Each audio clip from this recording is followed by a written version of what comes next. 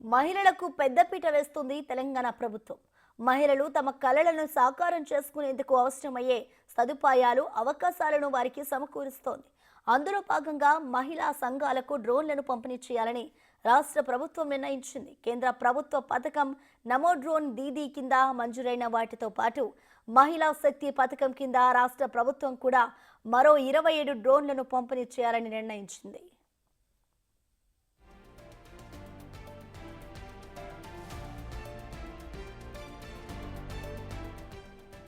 Assembly నియోజకవర్గానికి ఒకటి చొప్పున మహిళా సంఘాలకు డ్రోన్లు సమకూర్చనుంది రాష్ట్ర ప్రభుత్వం.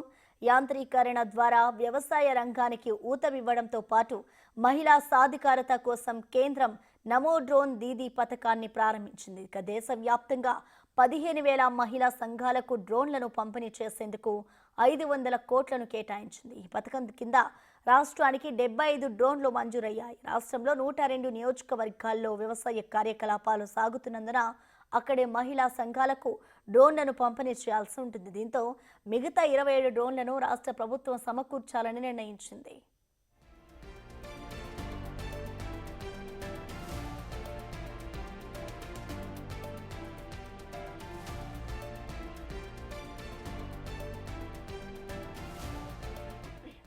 జిల్లా కలెక్టర్ల నేతృత్వంలోని కమిటీ లబ్ధిదారులను ఎంపిక చేస్తోంది. వాటి నిర్వహణపై శిక్షణ అందిస్తారు.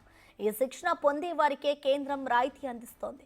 ఇక రాష్ట్ర ప్రభుత్వం ఇప్పటికే మహిళా శక్తి పథకం కింద 17 రకాల కార్యక్రమాలు నిర్వహిస్తోంది. ఇక తాజాగా అందులో డ్రోన్ల పంపిణీని చేర్చాలని నిర్ణయించింది. ఇక ఇందుకు వ్యవసాయ శాఖ ద్వారా నిధులను సమకూరుస్తోంది.